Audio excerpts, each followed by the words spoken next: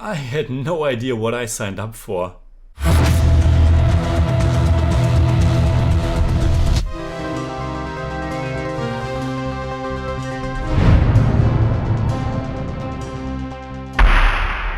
Servus Freunde, my name is Jimmy Cage and Bones and All is the newest film by director Luca Guadagnino, based on a novel by the same name by Camille De Angelis.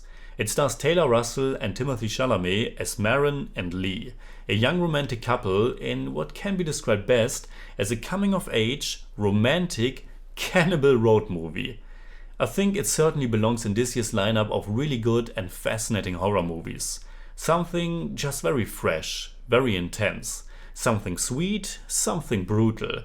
Something that looks and sounds absolutely beautiful. Something with incredible acting performances and an overall wonderful vibe and raw emotional touch to it.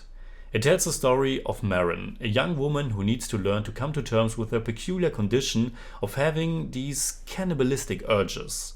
In the world of the movie, they are treated as this supernatural, matter-of-fact abnormality that some people are just born with and that sets them apart from everyone else. Maren needs to learn to deal with that. She doesn't want to hurt anyone, but her nature tells her otherwise. But more so, she just needs to learn to survive in this cruel world out there. The movie conveys this strong feeling of isolation and the need to find someone you can trust and be with. To be yourself, to find yourself. To be free, to be understood, to be loved. You see, I'm throwing around a lot of big words and vague descriptions about the movie, but that's because Bones and All is such a bittersweet genre mix and also a mix of tones and extremes. It can be very tender and then it can be super violent. It has these loud outbursts that then afterwards transform into these beautiful and, strange enough, kind of warm moments. There's just something about the way the movie shows these characters covered in blood and all. Bones and All seem to combine Luca Guadagnino's love for romance and horror, as if his previous two films, Call Me By Your Name and the Suspiria remake, are somehow joining forces, and at least for me, that meant that they are somehow bringing together their strength, because right now I think I like this one most. At times it seems as if it's missing a stronger through line, missing some direction where this whole road trip should lead our characters. Yes, Maren tries to find her mother, who abandoned her as a young girl, but the pace is very slow and it feels like it's just drifting along. But honestly, I didn't really mind that. I think it certainly shares a kinship with movies like Bonnie and Clyde or Badlands. It's a beautiful mood piece in which I somehow enjoyed individual moments, performances, music cues, stuff like that, just so much that I felt this warm cinematic embrace of it all. It has a really strong aesthetic. And sometimes it's also just so great to see an actor absolutely killing it. Michael Stuhlbarg, for example, is really only in the movie for one real scene, but he's so intense and magnetic that you simply can't take your eyes off him. Mark Rylance has a bigger part, and with his performance, I can see if some people find it too much. But for me, Mark Rylance is always rather peculiar, and I enjoyed him in this one quite a bit. Because his character is hard to read. He's certainly creepy, but he also has this vulnerability and loneliness.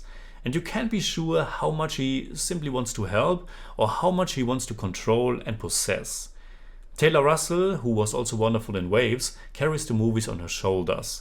And it's a very touching and tender performance. Being so conflicted about her own nature, not knowing where she came from and where she should go. And while I initially struggled to really feel the romance and chemistry between her and Timothée Chalamet's character, through the journey and some truly beautiful moments, I got swept away by it after a while, and in the end, I really felt for them. This movie also has an ending that first felt like an afterthought for me, and then really moved me. Bones and All has all these structural and tonal idiosyncrasies that shouldn't work that well, but in the end, it somehow does.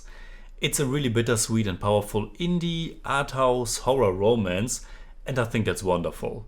So in German I'd say, Bones and All ist romantisch und brutal.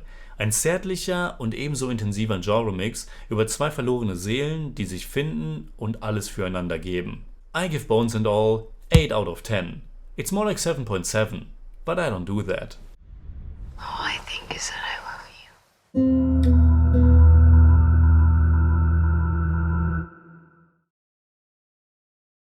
Alright, that's it like always. Comment below and let me know what you think about Bones and All. You can hit me up on Twitter, Instagram and Letterboxd, and also on Patreon, simply at the Jimmy Cage. And if you enjoyed this episode, please give me a thumbs up, share, subscribe, whatever you like. And make sure you hit that bell for all I have to tell.